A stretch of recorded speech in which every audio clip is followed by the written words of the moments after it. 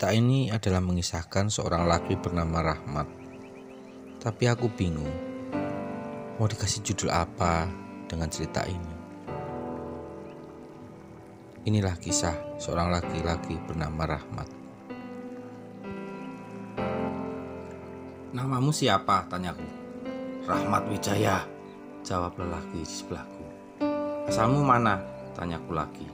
"Thailand," jelas laki-laki sebelah itu. Dia adalah Rahmat Sanjaya, sudah menjadi lelaki gila kambuhan selama 14 tahun.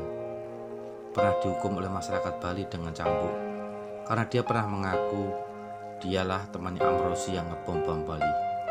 Itulah kisah seorang laki-laki bernama Masmat atau Rahmat Sanjaya. "Sudah, keluarin ilmunya," tanyaku habis dikir wakia waktu itu. Dia pun mengeluarkan ilmu yang entah dari mana diperolehnya. Jurusnya ngarang, gerakannya khas ilmu nyambat. Nah, Masmat ini tubuhnya bisa keras. 4 orang memegang juga tidak kuat jika dia lagi kambuh. Tubuhnya keras bagaikan batu karang ketika dia ngamuk dengan ilmunya itu. Ilmu kebal yang tak jelas dari mana asalnya. Masmat melakukan gerakan tertentu dan mulai mengeluarkan ilmunya. Itu pengaruh anak iblis dalam tubuhnya yang sangat kuat. Butuh kesabaran dan ulet untuk memegang dia. Ditambah ada tamu undangan, yaitu ahli hikmah dan pernah tampil di acara TV dunia lain, di Cakra TV dan TV swasta lainnya. Dia adalah Abah Dwi. Abah Dwi adalah guru dari Mas Tris, atau terkenal dengan namanya Tris Tato kalau kita ketemu di majelis. Abah Dwi adalah seorang guru spiritual. Abah Dwi ini pernah belajar budi suci, Wonggo Dermo, Merpati Putih, dan ilmu-ilmu hikmah lainnya. Menurut pengakuannya, dia mengamalkan Thariqah Qadariyah wa Naqsabandiyah dari Kiai Muslih Abdurrahman Ranggin. Nah, ini menjadi berat karena dia adalah guru Mas Tris Tato dan dia kadang membantu mencampuri urusan dongkrak dan lain-lain. Ya karena dia sayang sama Mas Tris dan dia tidak mau murid kesayangan ini terluka dan tersakiti. Dan Masmat sendiri mulai mengerang-erang, mengaraung-raung, ilmunya dikeluar semua. Tubuhnya kaku bagai arsa batu, keras, lihat. Saking kerasnya aku ikut memegang. Bagi dia, 4 orang tidak artinya kalau dia sedang kambuh seperti ini. Sekali libas kami habis. Siapapun kamu, kalau kamu penyabar, maka pandanganmu akan halus dan jauh dari amarah. Jika kamu orangnya bertawakal, apa saja yang selalu kamu sandarkan kepada Allah. Jika kamu tawaduk, maka apa saja yang keluar dari rasa perbuatanmu akan menuju kepada Allah.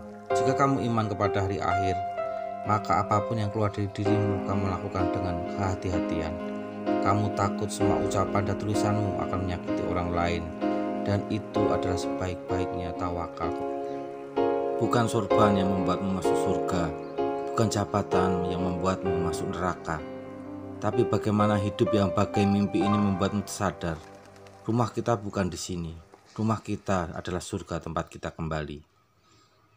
Sebagaimana cerita Masmat mulai mengeluarkan ilmunya, tak tahu dari mana. Dan ini adalah pertarungan ketiga bagi kami jamaah Purwodadi melawan makhluk yang entah apa namanya. Mungkin siluman, mungkin iblis atau sebangsanya. Malam itu julukan alang musik kuserahkan kepadanya. Penuh tipuan dan gerakan ucapannya. Tapi yang kuingat hanya tawakal kepada Allah. Memang kalau kalah urusan mati, menang atau kalah itu target yang tidak kami utamakan. Pertama, pertarungan jadi di rumah Mas Tresno di Godong. Kedua di Bonang dan sekarang di rumah orang tuanya di Jumbuk. Sayang tak ada videonya. Kembali ke pertarungan kami. Berbagai macam cara kami lakukan, pakai foto, pakai doa, sampai Abah mengeluarkan jurus-jurus kesaktian miliknya. Kunci maut, pukulan pelebur sukma, sampai ilmu tenaga dalam. Berpuluh-puluh jurus telah dilakukan oleh Abah. Bahkan Abah memberikan instruksi. Itu ilmu kekuatannya ada di siku-sikunya dan melekat di punggung yang serang, kata dia kepadaku. Jamaah pada mutah-mutah. Mas Slamet mengeluarkan jurus-jurus serta membacakan sholawat. Mas Tresno kewalahan dan harus diobati Abah. Mas Agung mutah-mutah di luar. Mas Moko juga sama, kepalanya pusing dan mutah-mutah. Pertarungan melawan Mas Mat itu tidak gampang. Bisa keluar aroma bau busuk dari tubuhnya. Dan itu aneh, semua di luar kendali.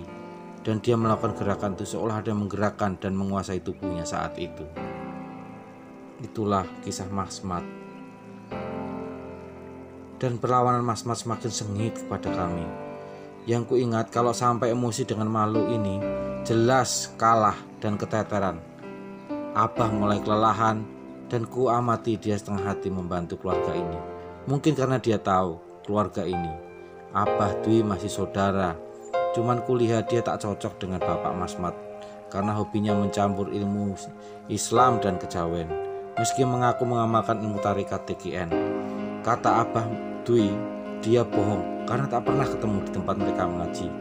Kalau habis sholat langsung keluar, kata Abah kepadaku. Ternyata Bapak Mas Mat itu tidak benar. Dia hanya lamis-lamis mulut. Itu tak senyatanya. Dia bukan pengamal tarekat apapun. Dia adalah penyuka.